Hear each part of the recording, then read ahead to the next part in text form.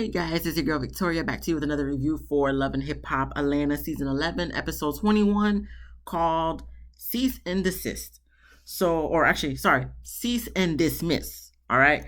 So we start off with a little snippets of people on the show. We have Amy, she's doing a grand opening for a pop-up shop she's having. We then get Mama D, she's having an event for her eyelashes. She's also having like a pop-up shop or for her eyelash launch, and she's going to be inviting Erica Dixon and Diamond. So then we get to Bambi. She's still recovering from her panic attack she had at Carly's event.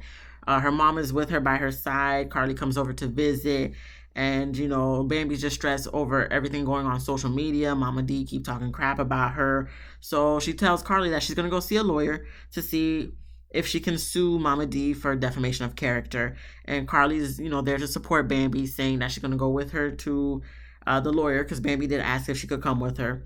And, I guess they're just connecting on the fact that they have a great bond and friendship. And Bambi kind of threw a little bit of shade, kind of at Spice, low-key, high-key, saying that, Carly can move across the street from her anytime and it's going to be no problem. Anyway, so now we're going to get to the sad part of the episode. So we already know, from if you watch or pay attention to the blogs and stuff, we already knew that unfortunately Jock's mother has passed away. So I guess now we're living through the moments of her passing away. So we get the scene where Jock, he's at a funeral home with Kendra, his oldest son Amani, and his brother.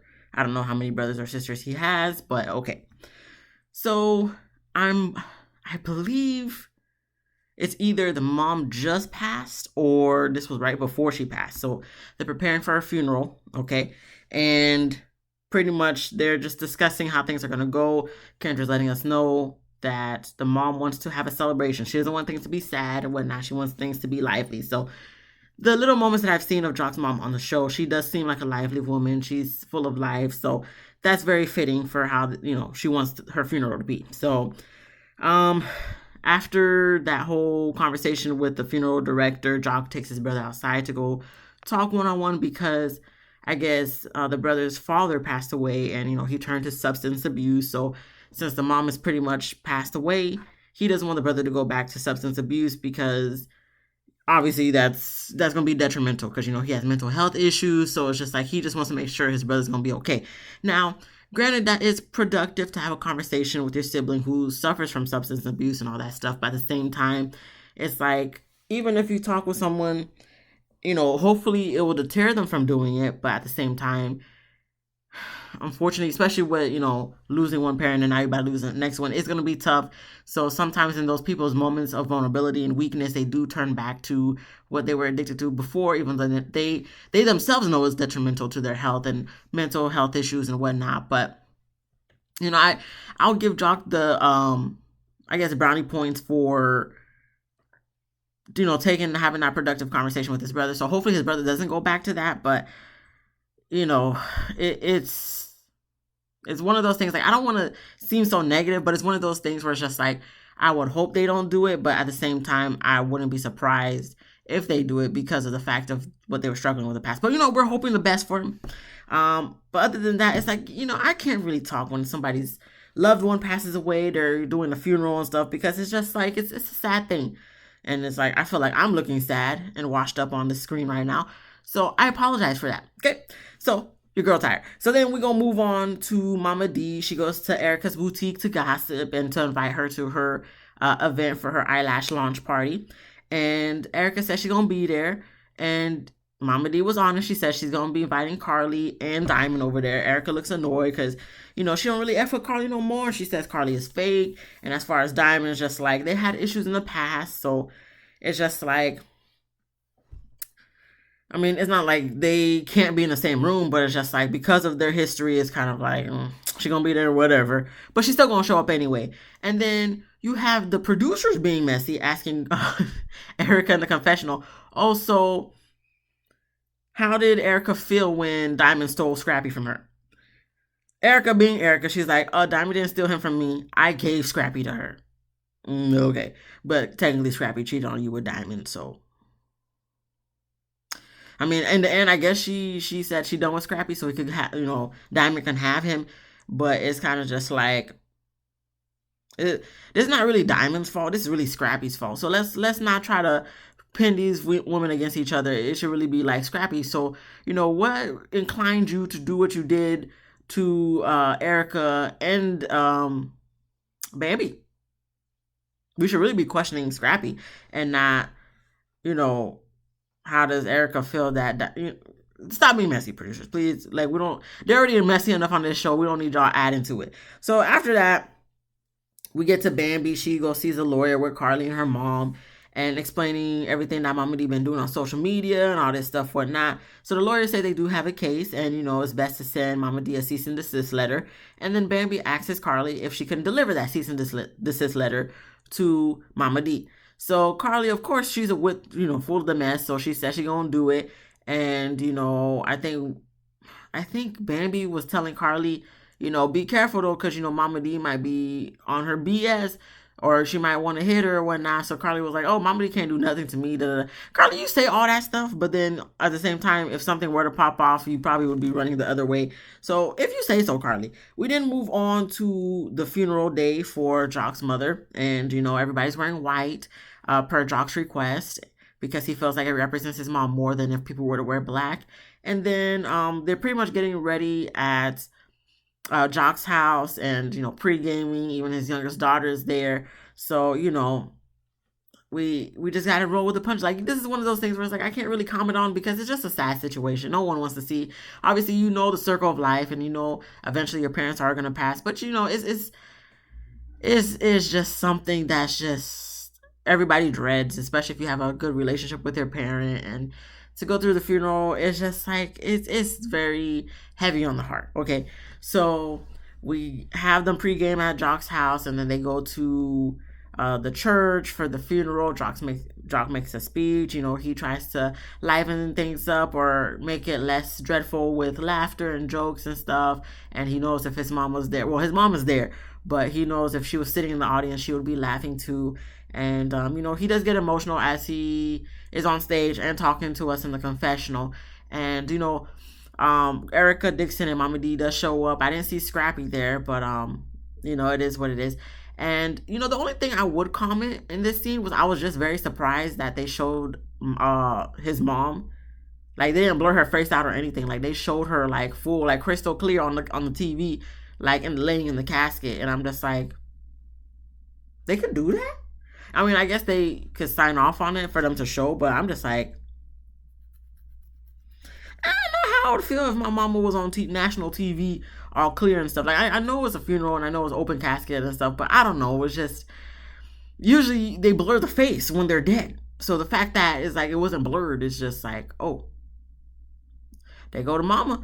But other than that, it seemed like it went off good without no drama. So that's the best you could ever hope for in situations like this. So we're going to move on to Amy and Carly Red's video shoot for their single Together. We have Amy's man, Mozzie, coming over for support. Amy introduces Mozzie to Carly, and Amy's mom eventually shows up too. She's giving Mozzie the cold shoulder, pretty much letting him know, because Carly's asking questions, whatnot. So pretty much the mom don't respect him no more. She did at one point in time, but because he disappointed her, now she don't got no respect for him. But she's not here to discuss about her and her situation or problem with Mozzie, but she's just there to support Amy. So Amy just appreciates that, and she doesn't want to talk about it any further herself. So that's all there is to it. Now, I can appreciate the mom for sticking to business and being like, okay, this is not the time to have this type of conversation. It is what it is. Y'all work together, but I just don't support this time, at this point in time, because of everything he's done to you in the past. Amy even then said also that she wishes she never told her mom anything. Yes, you probably shouldn't, because that's one of the first advice I ever heard back when I got in a relationship, when I was about to be married. My mom was just like, look, if you got an issue with your man, you talk to his people about it, because at the end of the day, his people gonna forgive him and ride for him regardless. So if you got an issue with him, you tell his people, so they can hopefully help you navigate how to deal with that issue with him, because they've dealt with him longer than you dealt with him, so they can probably hopefully guide you in a better direction. Don't tell us, because if you get back with homeboy, or if y'all break up or whatever the case may be, and you try to move forward with him, we're gonna still remember that, and we know you longer than him. So it's just like we're gonna look at him like, oh, why are you still with this cat when he's doing this, that? So I appreciate her advice for that, because it's the truth. If you tell your peoples what homeboy done did, and every time homeboy does something, they're not gonna really forgive him like you gonna forgive him, because you with him and you love him, and you want to progress. So of course you're gonna move forward. But for the people in your life who know you or know him through you, they're gonna be looking at you like, you getting back with this guy who did this that. So no, you can't tell people your business. I mean, even his people, like, they don't need to know your business, okay? Because a lot of people be nosy, you know what I'm saying? So don't be telling people your business unless if it's like something serious where it's like a life-threatening situation, But don't be telling people your business, because a lot of people be looking for your downfall, like hoping for your downfall. So it's not, no, no. So anyway, we're gonna move on from that, because like the mama said, she's not there to have that conversation. She's just there to support. So then we get to Mama D's event. So Diamond shows up first. Erica then shows up next. And, Mama D cuts straight to the point, asking them if they're both dating her son, Scrappy. So Erica said they went on a few dates per Scrappy's words, but she just sees it as they was just hanging out. We've been seeing the videos, and it looks like more than hanging out, Erica. But okay, whatever you say. So then, here goes Diamond trying to, thinking she doing something by saying, oh, is he like, she don't say this word for word, I'm just paraphrasing, like, is he effing up your pussy like he doing mines?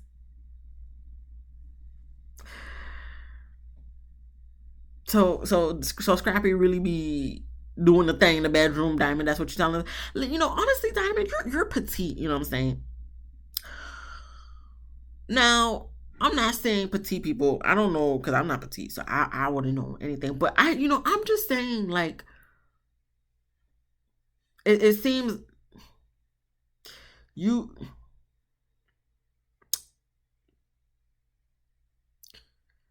I just feel like, someone of your stature, Diamond, and someone of Scrappy stature.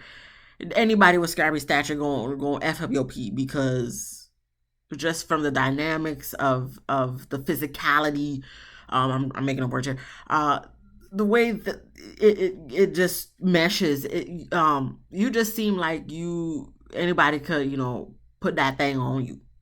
For goodness sakes, you F Soldier Boy, and I'm pretty sure you would have something positive to say about y'all sexual experience. So it just, sometimes when someone is of a thicker nature, like Erica Dixon, you know what I'm saying? Yeah, just plain old vanilla sex is not gonna work. You're gonna have to be able to work that thing. And Diamond, it seems like you're easily workable. You're easily foldable into a chair in sexual positions and stuff. Whereas a thick woman, and I'm not talking about like thick, because Erica, I mean, she's thick.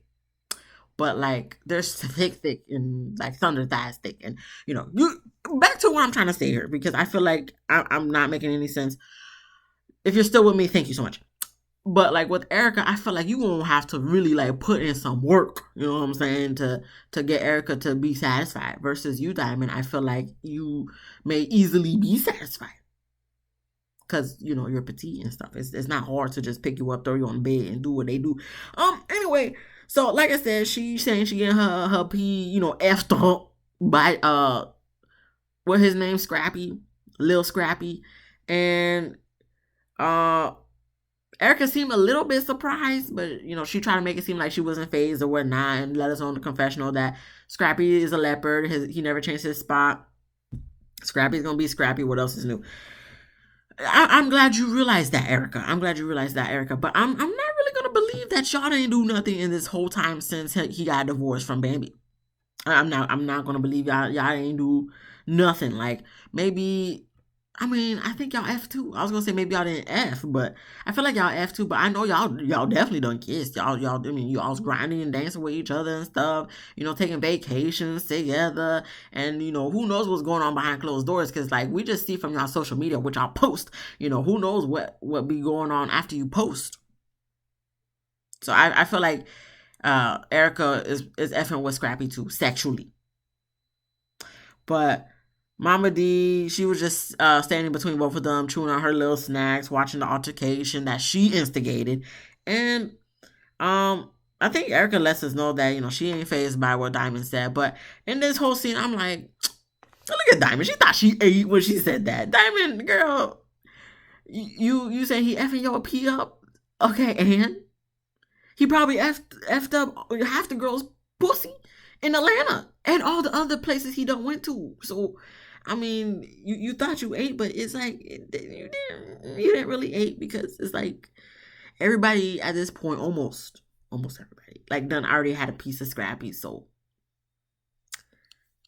you want to brag that y'all been spending every night together, making breakfast and stuff like that. I mean, I feel like he's more social, with Erica. Like, he's posting her, she's posting him. He don't really post you. So it's like, yeah, you getting the D, but to what avail if he not even really posting you like that. Last time he posted you, or actually last time we seen a picture of y'all out and about together, was at the was it the BT Awards or Hip Hop Awards? The BT event. Okay. And to me, it just, I don't know. It's just like yeah, you effing him, but it's like he not really claiming you in Publix or anything. So what are we really talking about? But congratulations that you're getting his D every night, even though everybody else probably gets his D every night and stuff. So maybe I get at this current point in time you getting the D the most, but I don't feel like you're the only one getting the D. You know what I'm saying? So she thought she ate, but she didn't. We then move on to oh no, nothing else. We then still at Mama D's event. Sorry, I'm all over the place. Thank you for still being here if you're still here. So we're still at Mama D's event, right? Okay, Carly shows up. So she tries to get everybody a hug. Erica's giving her the cold shoulder, so to speak. And, Carly's calling Erica petty and whatnot. Whatever. Okay, let's just get straight to the point. So she pulls Mama D to the side to tell her that Bambi got the attorneys involved in regards to the little situation that she got going on with Bambi.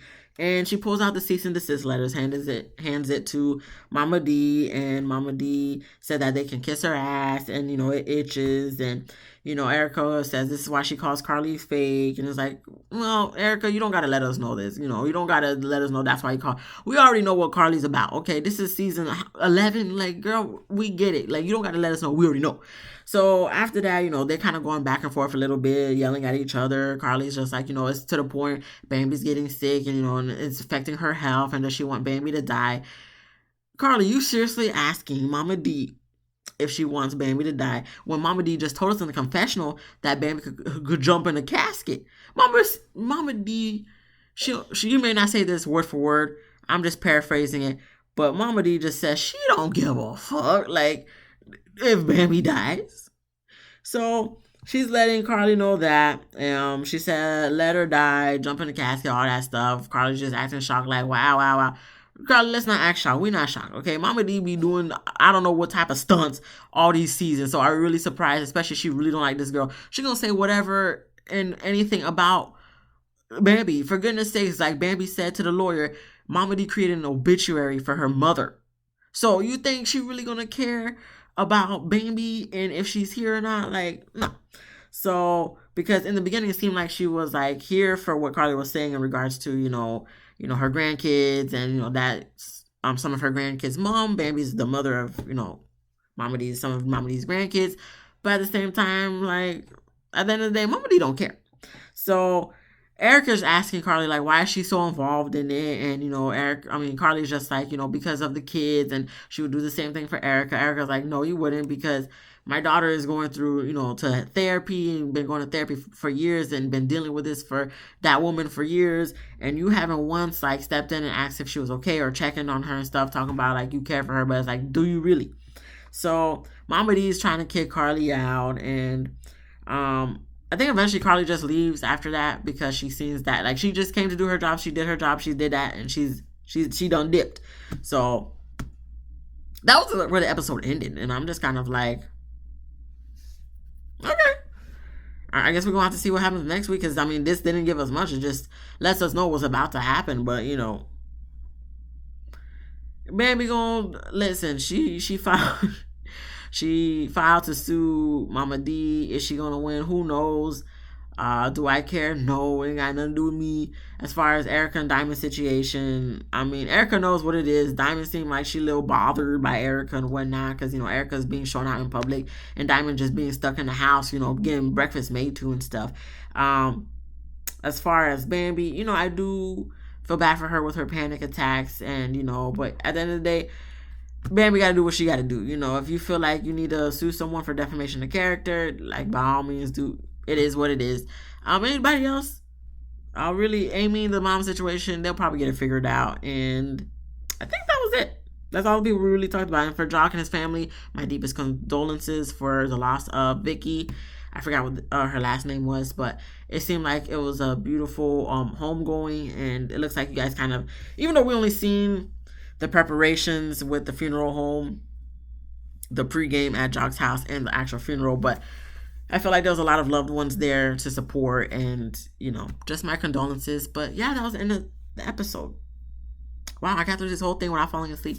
If you like this video, please give me a thumbs up. If you laughed at least once, please subscribe. If you didn't laugh, look, I'm looking very lackluster. So I hopefully I could come back with more energy next week. Okay, so come back next week. Hopefully I'll be better. I can make you laugh then, so then that way you could subscribe then. Okay, comment down below what you thought about this episode. Be easy breezy, lemon squeezy, and I'll see you guys in the next one. Peace.